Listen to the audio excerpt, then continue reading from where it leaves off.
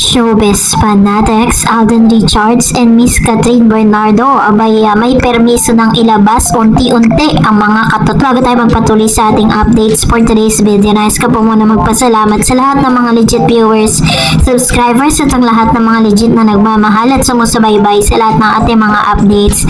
Maraming salamat po sa inyong panonood. So nakita teaser panoorin muna natin. Ano naman magdadagulan ng mga features natin? Diba? Time starts now!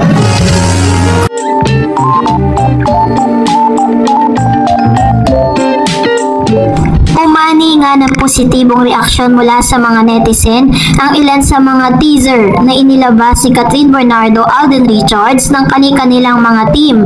Sa team po ni Mr. Alden, nilabas ito ni Lay Sam and ni Mama Ten. Pinost po ito sa kanyang social media. Pinost din ito ni Mr. Alden Richards and Miss Catherine Bernardo sa kanilang IG and Facebook page. And also, pinost din ito ng kanilang head writer na si Miss Carmi Raimundo. Ayun. So, dahil dito, ito po ay nagdulot ng talaga namang mas lalong na-excite ang ilan sa mga netizen natapos nga na mapanood natin yung napakaliit na teaser. No, parang the story begins here kung saan ito po yung parang LDR sila dito, long distance relationship ni Mr. Alden Richards or ni Ethan at ni Joy. Dito po nagsimula ang lahat ng storya. At makikita natin na si Mr. Alden Richards po talaga ay in character, ganun din naman si Joy.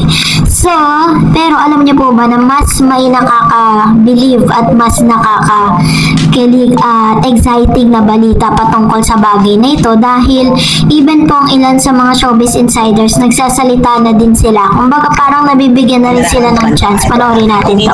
Bago i-showing o kasalukuyang sinashowing, meron tayo siguro malalaman tungkol sa kanila. Ano yung malalaman mo? Ano yun? Nako, eto na nga. Ano yun nga ba yun? Ito po inaabangan ng kanilang mga tagahanga, mga taga-suporta at ang kanilang wish. Sana dito mabuo talaga yung isang relasyon na magtatagal. According po dito sa news na ito, kung babasahin po ninyo at uunawain ninyo, sinasabi po dito ng trio na ito na parang may nakaambang pag-amin mula kay Miss Catherine Bernardo and Alden Richards patungkol sa tunay na estado ng kanilang relasyon kasi wala na silang maitatago dahil even yung kanilang mga nakasama at naka-witness po dun sa kanilang relationship ay hindi na rin po nagpatumpik-tumpik pat inilabas na rin ang ilan sa mga sikreto ng Kat din. So, ito pong lahat ng mga nakalap natin, kapag po pinagdugtong-dugtong natin, it always boils down into one thing, and that is their true relationship. Let's watch this. Ay si Catherine sa amin pupuntahin sa yung hindi generic, yung alam mo may pagtatangi, pwede. Walang ganon. Yung parang, ang init nila. Yung out of the ordinary na hindi role. Yung di ba mo sabihin mo, pwede silang maging sila. Baka naman yung kay actually, meron namang ganong possibility. The way I see it. Alam naman ng lahat, open book naman na si Alden pinapursue si di ba? Totoo? Di ba nagdadala ng mga flowers nun sa kasi ang dami natin. Si Joros Pagkatapos nga ng interview ni Mr. Joros Gamboa sa PEF, ay tinignan ko yung mga IG or social media account ni Alden at ni Miss Catherine Bernardo kung may mga violent reaction sila sa mga naging pagsisiwalat ni Mr. Joros Gamboa. Kasi diba, kung matatandaan ninyo na nung binura ni Mr. Daniel Padilla yung kanilang breakup post nitong ni Miss Catherine Bernardo, kasabay no, nag-post din si Miss Catherine that there's no parang wala na raw balikan, diba? Only moving forward. Di ko lang matandaan yung exact word, pero ganun yung kanyang sinabi na nag-gets naman ng mga manonood kasi parang sinasabi dito na kaya binura daw kasi may balikan o may comeback na magaganap. This time, hinanapan ko din sila ng memes kung paano sila nag-react dun sa mga revelation ni Mr. Joros. And still, silent pa rin sila patungkol dito. And we know that silence means yes or no dalawa lang yan. Pero, yun nga, wala silang mga violent reaction na means na talagang pinapayagan na nila na unti-unti ma-disclose kung anong tunay na estado ng kanilang relasyon. So, yan. So, tama yung sinasabi ng ilan na hindi na tayo mga Delulu fan. And for that, narito naman ang ilan sa mga comment at reaction po ninyo patungkol naman sa ating latest updates. Magbabasa tayo. Unahin po natin ang komento mula kay of Sun. Sabi niya sana yung kasal nila sa HLG, yung na ang totoong kasal nila para mahinto ng mga bashers nila ay ang mga naghahangad sa kanila. Marami ang may gusto sa kanila. Sana totoo ng kasalan yan. Sabi naman Miss Marisol, wow, wish ko magkatotoo na. And sabi ni Bibian, hoping Katden forever in real life. I think Katrin is enjoying single life for now. Ayan, so ganito naman yung kanyang komento patungkol sa bagay na ito. No? Totoo naman, di ba, parang lahat po ng ito ay parang nagsisignal or doon pupunta lahat eh. Sabi ko nga, everything boils into one thing eh. Talagang lahat po ng mga pahiwatig ay nagpapakita na unti-unti. Never po silang tumanggi. Kaya ang pinakaantay lang natin dito yung pa-press con nga ni Mr. Alden Richards kasi alam niyo naman, mag-iisang taon na rin hiwalay or pagkatapos ng breakup sila, hindi naman natin alam kung talagang isang taon na silang hiwalay or more.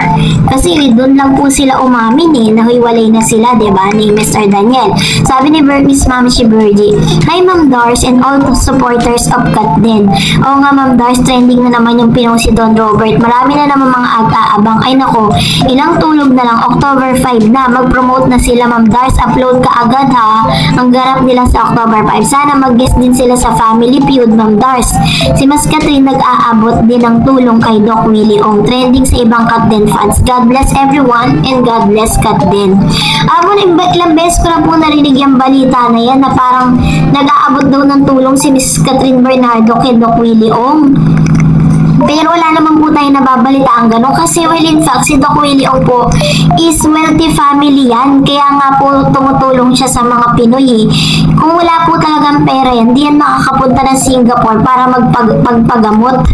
And sabi ni Ma'am Elizabeth, oh my God, I wish na magkatotoo ng kanilang kasal. Nakakaloka Miss Darren Scott then forever from France. Ito naman yung kanyang komento patungkol sa bagay na ito. And Miss Julita Tutay, Lord please help Katden and Katrin to have a sacrament of matrimony. In Jesus' name I pray.